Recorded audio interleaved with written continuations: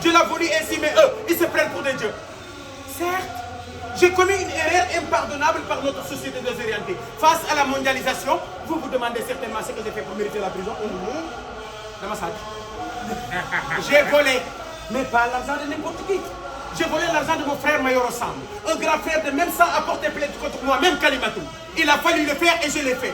Il ne pensait guère à soutenir les membres de sa famille. Nitabon.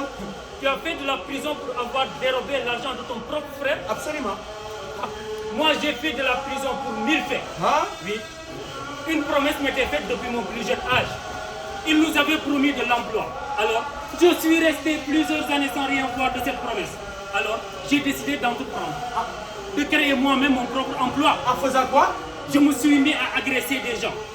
yor sama ngandim dofi mamu pa taxaw ci mbedd bi kuma romb ma nangul li nga yor so pipo mu butti jam deret doon sama yitte wa yow xana amoon soxna aha kay j'ai une femme une très belle femme Aïssatou et on a eu 2 enfants Mariata et Ousmane qui porte mon nom. Hey, nous sommes tous dans un espace d'enfer. Si tu le dis. Et ces histoires que nous racontons là, mais nous les avons faites. Et qui sème le vent récoltera la tempête. Alors pourquoi se plaindre? Mais la confidence noie la douleur. Ça c'est vrai, la confidence elle noie la douleur. Moi personnellement, je me sens un nouveau humain. Puisque je vous ai partagé mon histoire. Moi j'ai hypothéqué le domicile de mon papa pour 5 millions. 5 millions? Auprès d'une banque? Oui, auprès d'une banque. Et j'ai mis en place mon propre business. Mais malheureusement, tout est tombé à l'eau. Alors que j'avais fait des prêts avec des taux que je ne pouvais pas supporter. Et c'est ce qui est à l'origine de mon séjour en prison. Hein. Les amis, je connais un outil. Je connais un outil hyper sensible pour passer des messages de vérité à l'endroit de notre société. Un outil? Oui. Devinez? C'est le sport? Non, non. La peinture? Non. La sculpture? Non, non. Le transport? Non. Le cinéma? Mais le théâtre. Le théâtre qui m'inspire. Créer une synergie collective en déclamant des textes et des poèmes. L'art est un luxe intellectuel. Réservé à une élite. Indépendante de la religion, de la vérité et de la morale. Tout passe. La robuste seule à l'éternité. Le buste suffit à la cité. Les dieux me meurent. Mais les vers souverains demeurent. Plus fort que les erreurs. L'hymne. Cisèle. Que ton rêve flottant se scelle dans le bloc résistant. Le poète est chose aisée. Le poète est chose aisée. Le poète est chose ailée. Le poète est chose ailée. Il n'est pas encore capable de créer jusqu'à ce qu'il soit devenu l'homme qu'habite un Dieu qui ait perdu la tête et que son esprit ne soit plus en lui.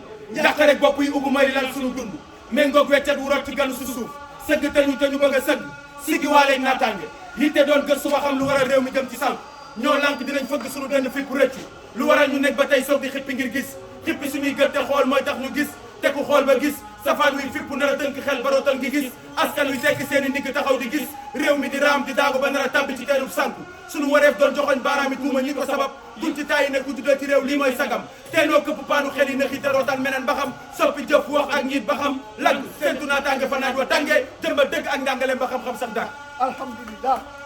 Notre insertion sociale est assurée. Mère Fondé, Diama Fondé, Fondé Nyata, Fondé de Sangadef, Titi Gadege.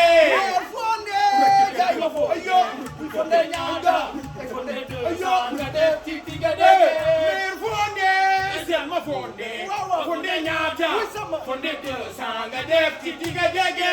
Mère Fondé, Diama Fondé, Fondé Nyata, Fondé de Sangadef, Titi Gadege. Écoutez, Écoutez pour entendre pour interpréter, interpréter pour comprendre, comprendre, pour être au diapason de tout, ici et ailleurs. je vis ma vie. Nous vivons notre vie. Gëstu, gëstu ba xam lu waral àdduna di dox jamono di soppeeku. gëstu. gëstu ba xam lu waral mbindaa fonu borom bi bari lool.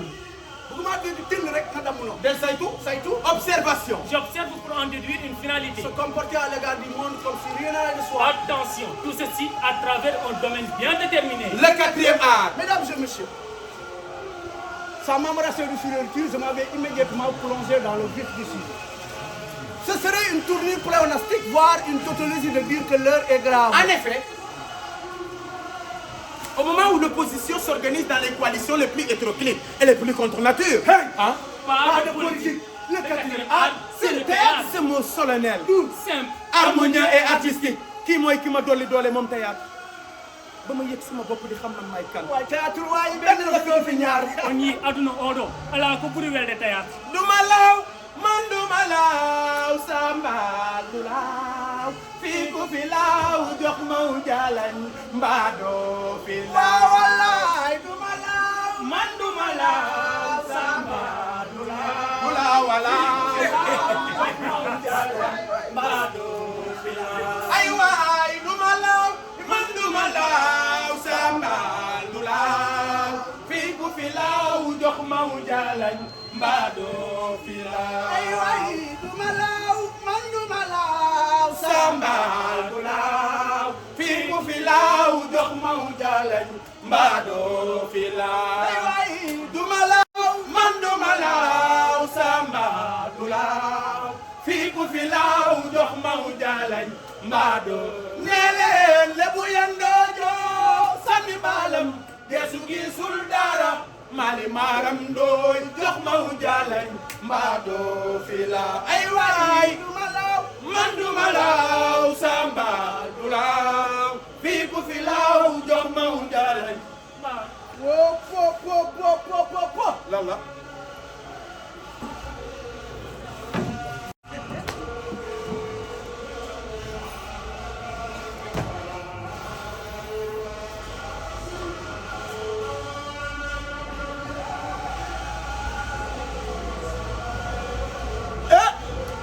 sama jaay ke la may seen mu ñëw de Ndella la Ndella man Ndella Madior waaw waaw Ndella la kay eh Ndella moo ma kay Ndella Ndella Ndella Ndella baax nga Ndella Ndella Ndella Ndella baax nga Ndella Ndella Ndella Ndella baax nga ay Ndella Ndella Ndella Ndella baax nga loolooy doxu daaje maanaam doxu daaje loolooy doxu daaje waaw waaw doxu daaje waaw waaw doxu daaje fa nga dëkk sori lool xool yaa ngi gisee Ndella yaay Fatim Ndella oh Ndella fa tubaab fa kàlla Ndella yow ba nga ñëw la xel yi daal ndax Alboury sama am Alboury nga doosa biram penn bàyyi ma ngeen lakk ko bu ñëwee joo xool bakkan ko du bigale ci kuli jiglaan sere jaay daan yaay dala sama am Alboury nga doosa dama ne nga fajar ba léegi lañu sànn suñu mbaal yi waa sim tóor jàpp ñu segam ñëw nga nag gaawal jox ñu li yóbbu kër ga ndawaloo ko Ndella bari ngoone sabel ma samba takko ba xudd kulle biram mangat ma jox ndeel biram yasin bubu ma xudd du du sama am ay waay Ndella nee ma duul ma xam ne faale nga wax ma la Ndella laa wax Ndella laa wax Ndella wax ma duul ma xam ne faale nga ba ma ne le protocole de Maputo ou le protocole à la charte africaine des droits de l'homme et des peuples relatifs aux droits de la femme Ndella yaa taxoon ma am Ndella je veux du poisson mimi an woni Ndella tanum Alboury ay an ka lamdo waaw tane ko lamdo bamma ko lamdo ɗum waɗi kala ko laamiɗa wela dem adu tan min loolu bari na Ndella jox ma Ndella gaawal jox ma fii Ndella kër ga ndawaloo fa waaw na wat gata yena wolen bool Ndella defal ma ko fii am ngeen sens déglu leen waaw yéen ñëpp dégg naa li ngeen wax wante nag soow mi daa am lu ciy ñuul. soow mi daa am lu ciy ñuul waaw soow mi daa am lu ciy ñuul. lu ciy ñuul maa ngi nii dafa suñu jumlaa ji.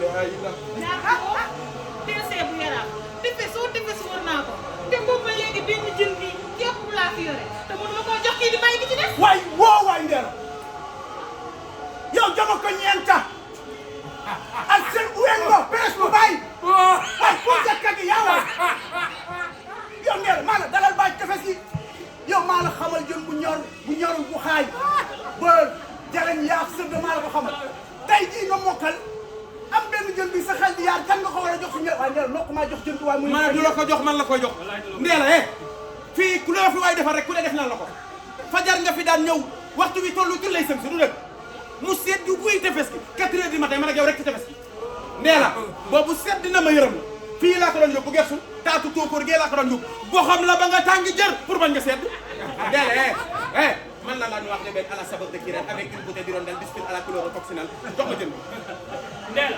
wona min haali ko jolfo haali jolfo wi pour laa ci jëmale sa kanam mu duuf mu dal wax day rafet maa tey gis nga jën bi jox ma ko am ñu yóbbul ko nee na gàll bay jox jën Ndella xam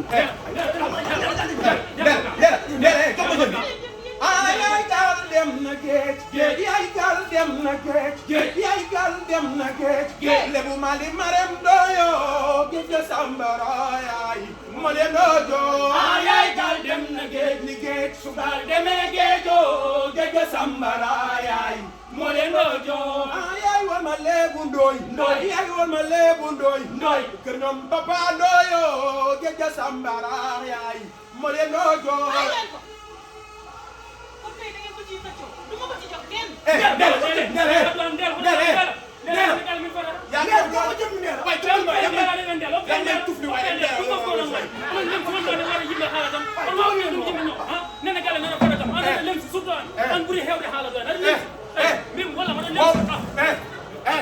fooyewu ma ay lemsi de boo ma waxaatee lemsi ma tallal sa nuna fooyewu ma lemsi la waa xelaa di ko da tukkule xelaa di ko da tukkule waa xelaa di ko da tukkule la waa Sénégal ça suffit yow da nga xam lan mooy lemsi lan mooy lemsi dama kaa xam alors pourquoi tu t'énerves yow yaa ngi ndoxum si ba yàqu di ko cooy jë faju naa man gerte rek soow kese lañ ma tere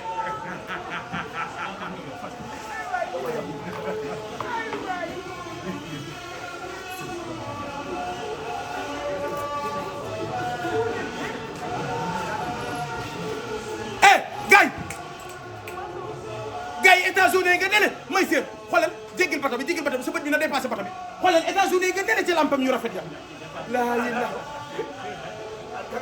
oh foog ma dem ngir am ci oto yi rafet yi foog ma dem ngir tabax ci kër yu rafet yi foog ma dem nag ngir am ci xale yu jigéen yu rafet yi waaye waxuma ñi xeesal ba minti koro yor kanamu tubaab ndiggu séeréer tànki joolaa waxuma ñooñu foog ma dem ngir takk ci xale yu jigéen rafet yi man foog ma dem ay gaaw foo jëm soxna damay dem ndax kër gi gisuma fi cin luy tàkk kilifa kër gi ki ñoñam jël sunuy koppar làq doole moo fiy jaay ku mën sa morom sànq seen naa jëpp ci samay morom yow fii gert naa safara fi mën sedd dam bul yóotu sa wërsëg dafa mel ni ngay wër di sëkk sa bàmmeel te deewagoo mbaa ngay lekk diir te wagoo sa maasu yére ak seytaane ni mu lay yére ngir tàbbal la mbaa mu labal la ci ay mbiram daam kër gi misaal la ci benn gis-gis kër gi day misaal la ci beneen gis-gis fu ñuy xàddee ñële jàpp tewu bàyyi te man taamu naa bi mujj ngir jëriñ sama askan ci xëy ak gont ba dégg jàmbaar faatu na te daam dinaa sol samay dàllu weñ sëgam xattuma fas yéene di daw ba dégg jàmbaar dëggul daam bul yóotu sa wërsëg borom bi de sédd na la sa wàll ba noppi waa ki war a def te deful nag ko topp kilifa gi yónnee naa ko laaj mu delloo ma tontu day ma ne dan koo noot mu nopp te ki ko noot moo nopp doole dadi ku weex ñun ñu ñuul tax mu ñuy neewal doole maa ne gañ na jëf ju ni mel ni jàkk ndaw bu réer wàcc yorom ndax kooku jar naa takk ñàkk xëy moo waral ñuy fàtte duñu sàkk dafa nga xam-xam bu néew ba gën a yées jarab cere càq daam dama ne xëppil say gët ba mën a teg sa tànk yi ci car bu dul fàq yow sàlloo dëgg te du soree ci ñi di dëkkee kàcc la mu la digoon ngir am la xëy na ko taxañ bàcc daam moo ndax war noo doxe ni suñu njir yi doxe ñoom ñi ñuy jiitee jàpp nañ ne xamuñu naka la ñu jiitale ñoom ñi ñuy jiitee jàpp nañ ñi xamuñu naka lañ ñu jiitee ba tax nañu jëflanteeg na sarase bi ñu nëbb la ca biir te moo ne de seen wareef daa waroon doon di ñu xamal ci bépp fan suñuy njiit sëgg ci ay milliards di sàcc taxul seeni biir fees ba fàcc kilifa gàddu ya fas yéene xàcc client ci kanamu jaaykat bi xaj ndoxum borom bi doon balaa suy wàcc baykat bi sonn ba ñàkk taxul ci gerteem bàcc ñi am di am ñi ñàkk di ñàkk bu tee ak xaaja loolu la ñu xala seen te lu ni mel mën naa ñàkk ci réew mun naan benn bopp la ngir yàlla ne xeli dellu ci askan bi li ngeen di wax da leen seet askan wi li ngeen di def da leen seet njariñu askan bi wax nañ ba sunu gémmiñ ñi mëntul wax jëf nañ ba sunu cër yi loof nañ ay waay kañ leen di bal di wàcc sunu kaw suba ngoon ku dégg ba teg ñu ngi koy sàkk sunu ñu dëgg mu dëgër këcc suñuy njiit yéen lañ yaakaar ngir wax suñuy njiit yéen lañ yaakaar ngir jëf gëm nañ ne Afrique mën naa dem gëm nañ ne Afrique mën naa doon benn bopp sunu réew na ci bay waaram ba kenn dootul ŋàññi ndeer bu ñuul yërmande na wàcc ci njiitu Afrique yi ba kenn dootuñu xool di ñu yërëm sa réew na la gënal sa bopp del yëngu ci liy yokk say mbokk ni mooy tax ba sa doole xëy yokk yërëm te yiir sa naw la rek moo leen noppal su ku nekk jàppee ni yaa gën sa morom xipbil say boo ta xool kii ñëw su dee ku baax toppal reyal ci moom ci koy baax rikki ta nga seet sa borom ñaari gët laa ne du gis lu waroo sakkantumaak su borom gët yaa amee gis-gis bu sell kon boo gisee te xam jëfal te ni cell ndax ku yoot du bari solo ni golo yow kilifa gi déglu ñu wax yow kilifa gi déglu ñu wax la jërë ngeen jëf ñu dëkkal leen di gënoon a fas ci bopp xibaar yi ubbil xët mu njëkk mi ci yéene kaay wi tey dafa xëy xësal kanamu askan waa yëmbal ñi nga xam ne dañoo génn ci taliba di lëmbal nee nañu nag li leen metti mooy carrément li nga xam ne moom la buur bi def nee nañ boobu ba léegi sinistré yaa ngi ci ndox mi nee na école yi kenn jàngatul sibiru baa ngay propagé te nguur gi gàdduwul gersu leen benn yoon ñu déglu leen ci micro Cheikhou Tandia. yow kilifa gi déglu ñu wax la. yow kilifa gi bul naagu ba xeeb say mbokk. xamal ni yaakaar bu jóge ci askan wi moo tegu sa bopp. ba yor sa réew ba ku nekk jëriñoo ak sa bopp. doxal ak sa xel da nga yërëm kenn ku ci bopp. te nga fexe noo jëflante ak nasaraan ba ñu mën a mën suñu bopp. amul tiit amul ragal ñun dañuy yëngal amul tiit amul ragal ñun dañuy yëngal amul tiit amul ragal ñun dañuy yëngal amul tiit amul ragal ñun dañuy yëngal. comme da ngeen di yëngal nag na ngeen ko assumer ndax dinañ yëngal seen kaw bu baax yéen laay déglu. yow kilifa gi déglu ñu wax la. yow kilifa gi bul naagu ba xeeb say mbokk. xamal ni yaakaar bu jóge ci askan wi moo tegu sa bopp. ba yor sa réew ba ku nekk jëriñoo ak sa bopp. doxal ak sa xel da nga yërëm kenn ku ci bopp. te nga fexe noo jëflante ak nasaraan si nag ba ñu mën a mën suñu bopp. yow kilifa gi déglu ñu wax la. njëg yi ñoo bari lool ba ëpp doole suñu poos. looloo waral waxambaane xëy di jàmbat xoos. njaboot buy jàmbat xiif fay talaata raag. kon lii namm ceeb lii ni ko sabab weesuwul lii. ceeb diwlin suukar moo yokk semaine man bee. essence gaz courant moo yokk semaine bii. la askan bi di jëriñoo ñàkkam. ay waay kañ la askan wi di jotaat ci kopparam. càmmoñ ak ndeyjoor la ñaari doj jige fekk suñu tànk. njiitu ñu war a wallu taluñu dara ki kàcc moo lamp bi ñuy niit ñun ana kañ lay tàkk. ñooy fal ki ñu neex mu def la ko neex askan wi yéen métti ñoom ñu dëkkee bànneex askan wi daf la xiif mar nguur gi lekk tukki ak a naan. wooy géej gaa ngi ñëw géej gaa ngi ñëw.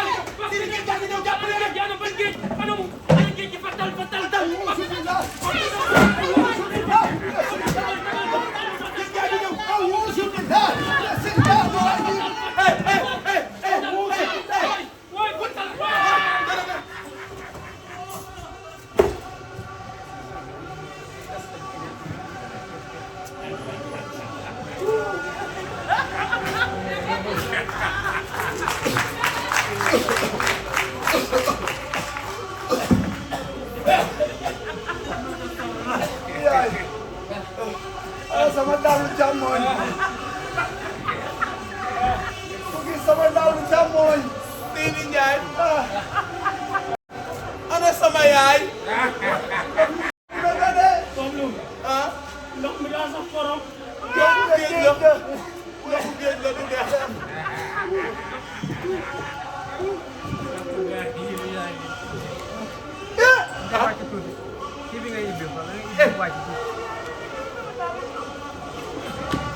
soxna soxna soxna soxna.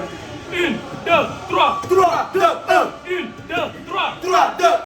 1 2 3. 3 2 soxna soxna eh soxna.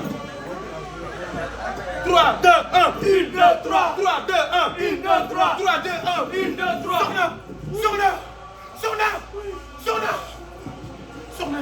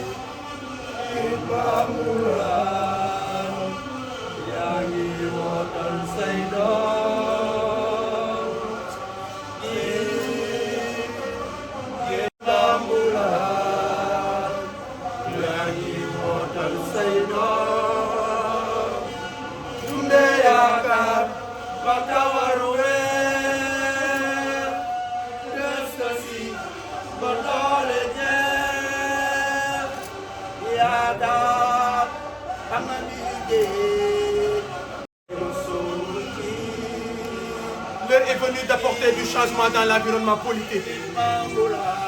Nous ne sommes pas une jeunesse désespérée et nous devons tous prendre notre futur en main. Ceux qui gouvernaient nos parents ne doivent plus continuer à choisir pour nous. Cet régime a choisi ces dinosaures politiques à la place de la jeunesse. Résultat, nous sommes tous victimes d'un mauvais choix politique. xërëm moo ni selaw ci biir mbalaanu sutura suuf seddu guy kenn doxul dara yëguwul nelaw falu di buur fajar weer wi mel ni kuy lakki daaram ci ginnaaw nuy waxtu julli jot biddeew wi suux asamaan wéet njanaaw wi sab ba mel ni kuy sabbal yàlla seen buur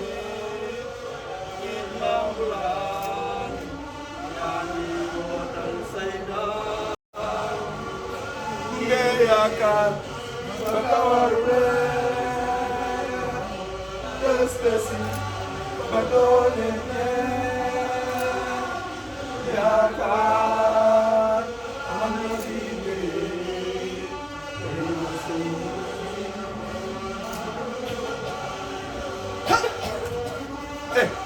alhamdulilah soxna soxna soxna soxna soxna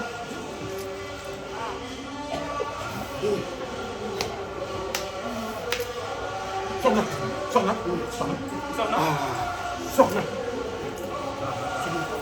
soxna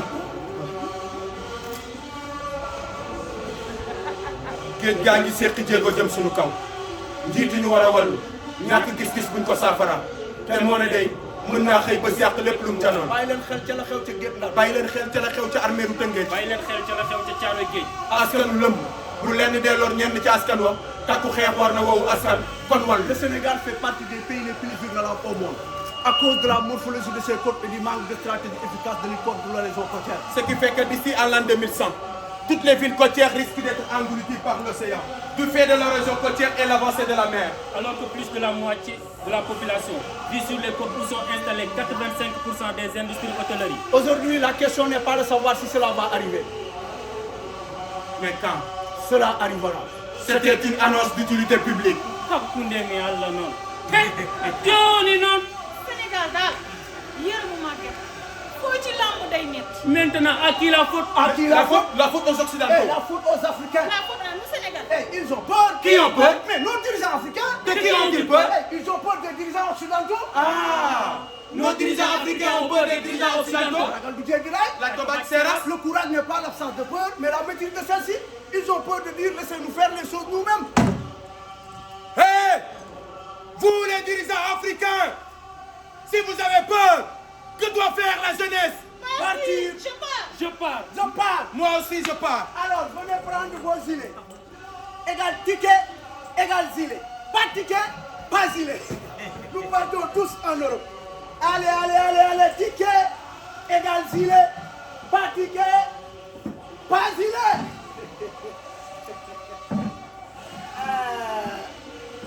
Madame ou mademoiselle, à très bien.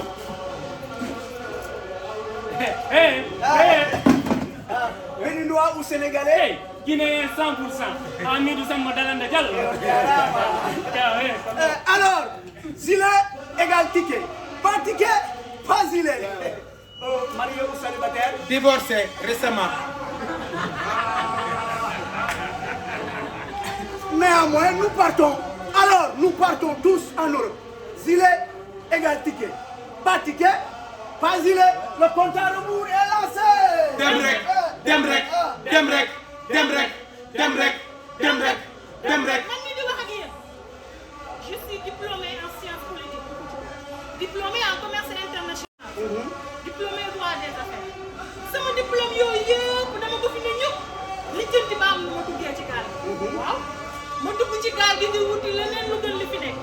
Te yaakaar naa ni li nekk foofu moo gën fuuf li fi nekk kon dem rek. Dem rek, dem rek, dem rek, dem rek. Foog ma dem.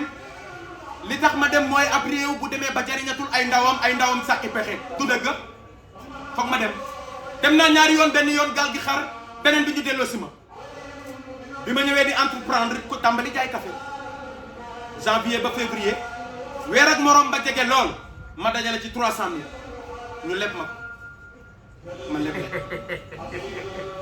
ma topp ci di daw guddeeg ba cëg suba ak ngoon ma ciy daw mujj fii laa mujj saa su nekk ma statut naan fay leen bor yi fay leen bor yi fay leen bor yi ki ma yoreel moom mooy Zémé di aimé ba pare parfois mu ne ma envoyé ma autocollant ma xam ne lépp a gën fii kon foog ma dem dem rek dem rek dem rek dem rek dem rek Comme ni mo ni Afo Galle. babam ronki nenam tampi et pourtant mi yili ma xami tampi e nder Afrique kono wallahi mi ronki hankadi hunde tan woni mi yaha caggal leydi somi yehi Europe walla mi yehi États-Unis walla mi yehi goɗɗo banque so jiiɗa e Afrique nden Allah ma newni ɗum kam ne laaɓi kono hunde tan woni feere yaade fof mi yaha dem rek dem rek dem rek dem rek dem rek dem rek dem rek. Attendez, où partons-nous? Là-bas, 16 heures, à l'Occident, Et pour vous passer, par l'océan. savez-vous comment appelle-t-on cela? C'est l'émigration clandestine. Faites-vous une pensée à nos frères qui ont péri dans l'Atlantique. Même si certains ont eu la chance de revenir, ma blessure reste toujours authentique. Pas mal de parents ont forcé leurs enfants. Seulement pour une quête, et rien que pour qu'ils guettent. La recette, elle est ici même, elle n'est pas à l'étranger. À cause de l'étranger. Mais regardez nos mères, elles sont submergées. Alors pourquoi ne pas rester pour cultiver la terre, ou bien même de faire le marchand ambulant?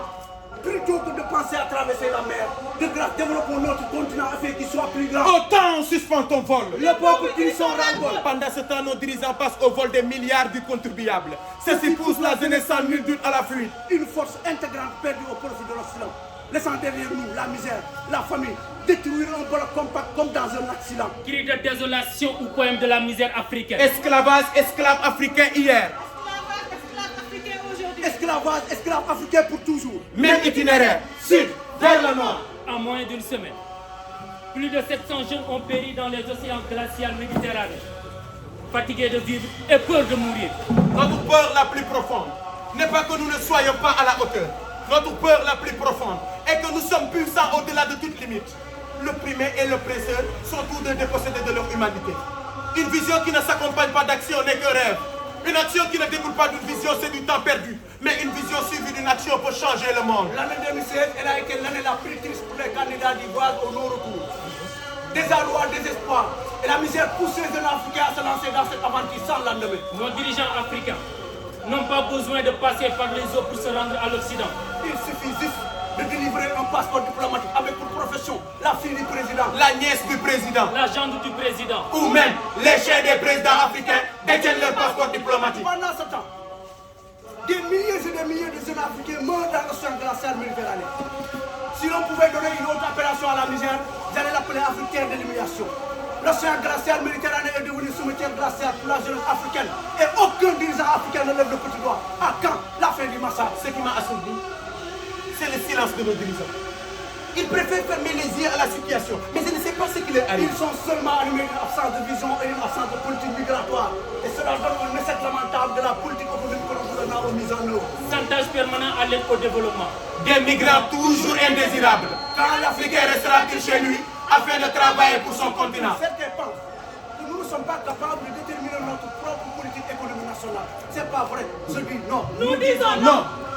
Qu'est-ce qui nous empêche de réaliser nos rêves ici en Afrique? Les ressources sont là, le coton et l'or du Mali. L'uranium du Niger, le gaz et le pétrole du Sénégal. Nous devons Dire non à l'imposition de la voie à suivre. Les Européens ne sont pas des extraterrestres. Ils ont travaillé pour arriver à ce stade. Alors, Pourquoi pas nous, Africains, en terre africaine, cultivons nos différences et semons ensemble les graines de la tolérance. ndaw xelul te ba ngay mi tànk xelul te sàkku yokkute naataange ci sa réew su ko defee ëllëg nga mën a góob toolu bànneex bi sax ci xol dàkk jàmm ak salaam na doon sa yitte ba doo fekkee fu ñuy xiiroo ak a ŋaayoo xam-xam na doon sa doole ba dal na doon lu jafe yarute na doon say tànk ba foo bëgg a dem yegg fa tekkat tey na doon saw làmmeñ ba la wax sa askan dégg ko mun koo jariñoo askan bi naataange na doon suñu yitte ëllëg suñuy doom jariñoo ko ngor ak jom na doon suñu laxasaay ëllëg ñu tàllal loxo fi ñuy séddalee teraanga yi lu waay ren bi sa loxo lay nàcc nga la bu deret toroxtaange nàcc suñu yos nañu sax xam-xam yitteel ba ñu mën a am gis-gis yu bees nañu bay suñuy wuute te jëmbat mu ngelante ngir ëllëg ñu mën a bokk suñu am-am